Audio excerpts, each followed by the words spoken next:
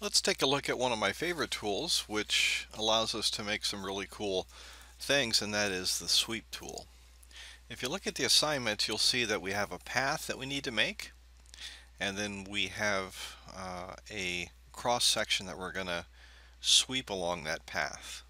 And the path is in one sketch, and the cross-sectional area that we're going to sweep is in another sketch. So it's one of those techniques which requires us to have two sketches.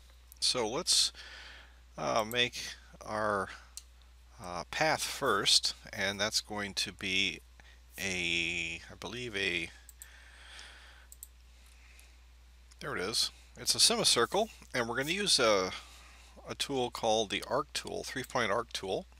And in that particular case, we're going to first click here, then click over here, and then pull up, and we'll be allowed to define a radius of curvature for that. And if we make the radius half the distance from here to here, then that's going to give us a semicircle. Just one way to make a semicircle. So let's go ahead and give that a try. And we need to go to the arc tool up here. So let's, on the drop down, confirm that it's a 3-point arc. It is. So I'm going to click right at the origin. I'm going to pull out here. I'm going to back out so I don't lose sight of my sketch, and let's make that 5. And I want that to be on the x-axis, so horizontal line there, and you can see that it is by the 0-degree showing there. So I'm going to left click, and then I'm going to pull up, and you can see that the radius of curvature is shown here. A small radius of curvature, smaller, is going to give me a tighter, a more curvy thingy. And if we go too far, it's going to bow out, and then if we make the radius of curvature really, really big, it is going to basically be a straight line. So here we have a radius of curvature of 30 inches, so it approaches a straight line as we decrease the radius of curvature. Here we want this to be 2.5, and that's going to give us a semicircle, which is the path that we're going to sweep, and there it is. Now, to make the second sketch, but first let me rename this sketch as the path sketch. For now, I'd like to keep the word sketch in there whenever we rename something, so that we know that it's a sketch at all times.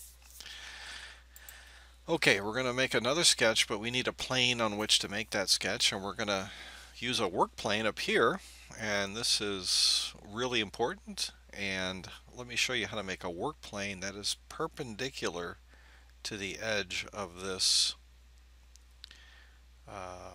to the point here of this curve. So I'm going to click the work plane button. I'm going to click the very edge point, and then I'm going to click the path. And what that does is it creates a work plane there that I can now sketch on. So I want to sketch on the outside here. Let's see, this really gets visually challenging. And there it is. So let me, put a sketch right there. And there it is. Now a couple things here. First of all, you can see that I'm rotated, and this is going to be important for reasons that you'll see in a minute. I want to go back to sort of right side up with the bottom showing there. And also you can see there's some dimensions over here. There's a 5 here, and I'm going to go up to my path sketch. I'm going to right click and deselect dimensional visibility because I don't want to see that stuff. Okay? Now here is our plane, and we're right side up, so to speak. And one thing about a work plane that might be of interest is that if I move it to the corner, I'll get these 4 diagonal arrows pointing out. That allows me to move it around. If I go past the corner and come back, I have the 2 arrows going back and forth, and that will allow me to make it bigger. And I like to have it bigger. And there we go. There's another thing. a work plane has a front and a back, or a positive and a negative, we can right click here. It has to be right on the, whoops, has to be right on the edge, and we can flip normal. And that's going to give us the positive direction going out, so it's orange. And I just got in the habit of using that, so that's just an FYI. Not really absolutely relevant for what we're doing here. Okay, let's make that cross-sectional sketch. What is it again? Let's see. It is a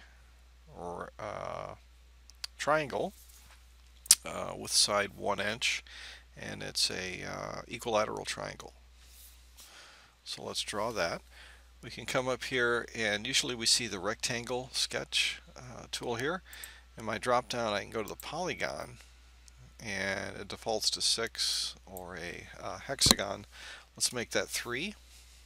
But first, before we do that, we want to project that end of that sketch, that path sketch, onto our sketch plane, because that's going to be the center of our triangle. So polygon, it's already at 3, that's a triangle. You can come here, click, pull out, and left click, right click, OK.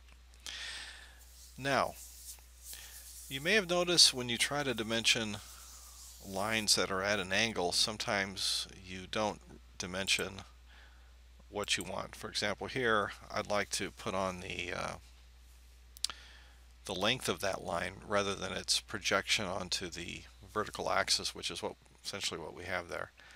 So what I'm going to do is use a new tool, a tool we haven't talked about yet, and associated with these buttons up here. These are called geometric constraint buttons. They're awesome. And let me just show you by example what the gist of it. So if I hover over that particular icon, it's called a horizontal constraint. So if I click on it and then click a line, it's going to be horizontal. Isn't that cool?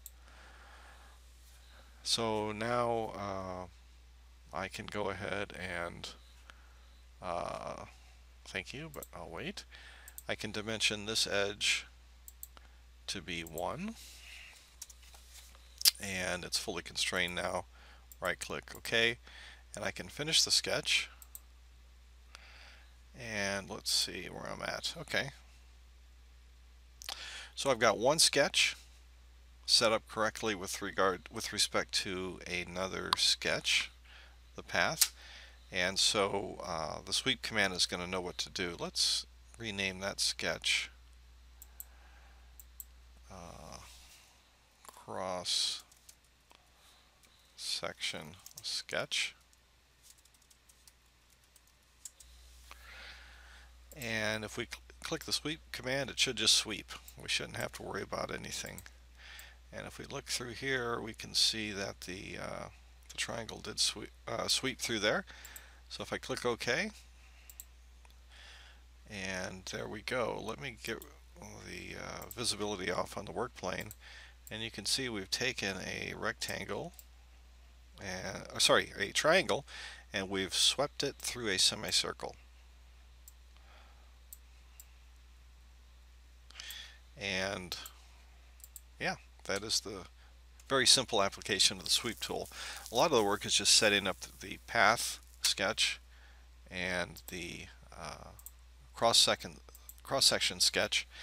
And so what you're going to want to do now, you're going to want to save this, of course, and